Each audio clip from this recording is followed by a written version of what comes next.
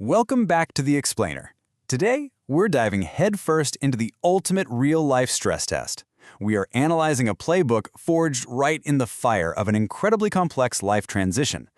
We're talking about merging into a blended, multi-generational family, navigating some seriously difficult pets, and getting slammed with a sudden, severe housing emergency, literally all at the exact same time. Okay, let's dive right into this, because the stakes facing our subject, Dakota, are absolutely incredible. In just a single month, Dakota is hit with this perfect storm, a real trifecta of chaos. He's trying to navigate his girlfriend Jess's hostile ex-husband, figure out how to safely live with a dog that actively attacks other animals, and to top it all off, he's dealing with a sudden eviction threat that demands over $2,000 he simply doesn't have. It's a massive crisis for sure, but it is also a masterclass in how to strategically untangle life's absolute toughest knots. So here is how we're going to systematically break this playbook down. We'll start with the blended household setup, then look at managing those high-risk dogs, navigating the co-parenting conflict, handling that sudden eviction, and we'll wrap it all up with strategic crisis negotiation. All right, part one, the blended household setup, navigating a multi-generational setup. Let's start with the very first major challenge here, which is moving into a home with some deeply complex boundaries. You've got to consider the sheer density of this living situation. It's like a giant puzzle. Dakota is navigating this highly interwoven web of people, ages, and relationships. On one side, he's moving into a house actually owned by Jess's grandma. He's bringing 5-year-old Alexis and 7-year-old Olivia into his daily routine, all while Jess's ex, Tyler, is sort of watching from the wings. And then, on the flip side of all that, Dakota's dealing with his own chaotic housing situation. His former roommates, Cam and Alicia, just completely bailed with zero notice, leaving him and his brand new roommate, Mark, completely holding the bag. And to make matters even more complicated, nobody in this new house drives.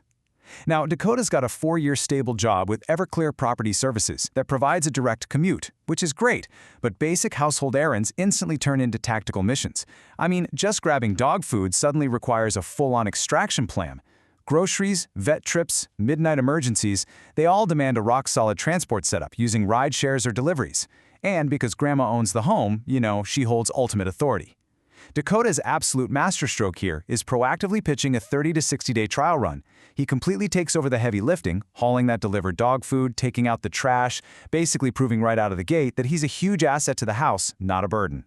Moving on to part two, managing high-risk dogs, dealing with a split-level canine setup. Because honestly, the logistics are nothing compared to the immediate physical threat going on inside the house itself. So the house is basically divided into two totally different zones. Upstairs, you've got these 2 dogs that bark constantly out of sheer fear whenever Dakota is around. But downstairs, that is the real wild card. There is a highly vigilant, incredibly dangerous dog, managed strictly by Grandma, that actually actively attacks the other animals in the house. Now, what's really fascinating here is the psychology behind counter-conditioning those scared upstairs dogs. Dakota's first instinct might normally be to just reach out and pet them, right? But the playbook says to do the exact opposite. You use the ignore and reward strategy. He turns sideways to appear smaller, avoids all eye contact, and just casually rains down high-value treats. We're talking cheese, hot dogs, tossing them right past the dogs. He's essentially teaching them that his mere presence makes delicious food magically appear, with absolutely zero pressure on them. Toss in a few worn, unwashed t-shirts left around to build some scent familiarity, and suddenly he's the king of good things. But that downstairs dog, that requires strict airlock-style security. Because this dog has a history of attacking the others, it is operating on a very short fuse. The absolute biggest risk here is redirected aggression. If that downstairs dog hears the upstairs dogs barking and gets all agitated, it might just snap at whatever happens to be closest, and that could be Dakota, or a lot worse, 5-year-old Alexis or 7-year-old Olivia. So Dakota has to religiously double-check every single gate, ensure every door is latched, and absolutely avoid any loud roughhousing with the kids that the dog might accidentally mistake for a fight. That brings us to part three, navigating co-parenting conflict. Specifically, navigating the ex. Because from the physical threats inside, we have to pivot to the external psychological threat, Jess's hostile ex, Tyler. So Tyler frequently sends these really mean, provocative texts, and he actively questions the girls about Dakota whenever he has them on the weekends. To protect her own peace, Jess has to rely heavily on the Grey Rock method, Essentially, this means filtering all communication so it covers purely essential logistics. If Tyler sends out bait trying to start a fight, she ignores it completely. If she absolutely has to reply, she uses these incredibly robotic, factual statements like, "The girls will be ready at 5 p.m."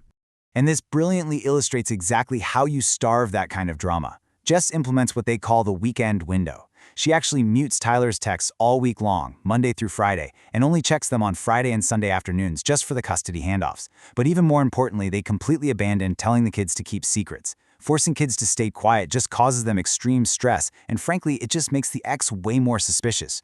Instead, they deploy the boring strategy. Let the kids talk, but make Dakota's presence in their lives so totally ordinary, doing homework, eating tacos for dinner, that Tyler eventually realizes he's basically throwing a tantrum over a completely mundane, boring guy. So why does all this matter so much? Well, it's really about maintaining a true sanctuary. When the kids are away at their dad's house on the weekends, Dakota and Jess need to secure their own peace and preserve the relationship. By actively steering clear of big family spots like the zoo, they can go enjoy some low-stress, adult-focused Calgary hotspots. Think a casual stroll through Princess Island Park, grabbing dinner in Inglewood, or taking in the city lights on Stephen Avenue. It's totally crucial for recharging their batteries for the crazy week ahead. All right, part 4, the sudden eviction threat, the housing crisis. Let's see how this all compounds into an even larger emergency. Because right as Dakota is prepping for this massive, complex move, his current housing situation completely explodes. Talk about a literal nightmare timeline. On May 30th, just 2 days before the lease is supposed to renew, Dakota's roommates Cam and Alicia secretly pack up and move out to Kelowna with absolutely zero notice. The very next day, May 31st, the lease officially expires, and by June 1st, Dakota and his brand new roommate Mark are suddenly on the hook for a massive $2,350 rent bill that they simply, quite literally, cannot afford on their own. And the property manager over at Preferred Property Management, they do not want to hear it.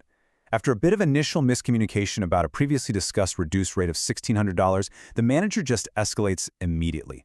They send this exact chilling message. Kindly vacate the property right away, otherwise we will have no option but to go to RTDRS and you will have to bear those expenses. This is a massive critical escalation, and it requires a totally objective, emotionless response. Let's actually look at the math for a second, because the financial squeeze here is brutal. The rent is $2,350, right? But Dakota only has $800 ready to go today. Mark's $800 is caught up in some banking delay and won't clear until the 3rd or 4th. Dakota doesn't see another paycheck until the 15th, his AISS support comes in on the 27th, and then another paycheck hits on the 30th. Plus, he's working until 6 p.m. every day, and without a car, it is nearly impossible for him to even go hunt for moving boxes. He literally cannot afford to pay the full amount instantly, but he also cannot afford to physically move instantly. It's a total catch-22. Which brings us to the final phase, Part 5, Strategic Crisis Negotiation and Strategic Resolutions. Dakota absolutely cannot panic here. He has to leverage the law and use a very precise email strategy to counter the property manager. So, the crucial point is, this is exactly where the leverage shifts. The landlord cannot legally enforce an instant, overnight lockout. They have to go through the dispute service, and that takes weeks just to get a hearing. More importantly, though, under Alberta law, if Dakota can get the property manager to agree to an extension via email, or if he can get them to accept even a partial payment, it automatically creates what's called an implied periodic tenancy. That legally buys him the time he desperately needs right now. So, Dakota deploys this genuinely brilliant two-phase email tactic.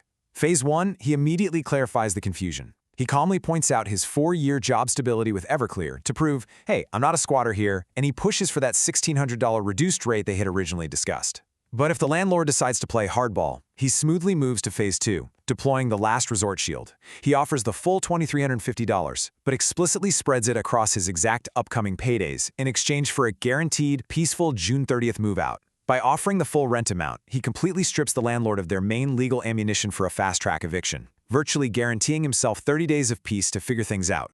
But just in case, right? Behind the scenes, Dakota is organizing some truly ironclad backup logistics. Instead of giving in to panic, he leans hard on his community. He secures his most expensive electronics over at his friend James's downtown apartment just to keep them safe. He plans to pitch Grandma on letting him use her garage for some emergency storage to ease the immediate transition. Since he's got no car, he's smart about it, ordering moving boxes online for direct front door delivery. And to spare his roommate Mark the massive anxiety of having to drive a massive U-Haul through the city, he starts looking into hiring a local man with a van. By mapping out all these fallback logistics, he entirely reclaims his control of the situation. Honestly, Dakota's story is incredible proof that even when life hits you from literally every single angle, you don't just have to stand there and take the hit. You can break it all down into manageable boundaries, smart logistics, and hard legal realities. So, I'll leave you with this thought today.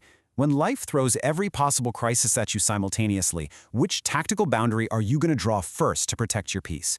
Thank you so much for joining me for this explainer, and I will definitely catch you on the next one.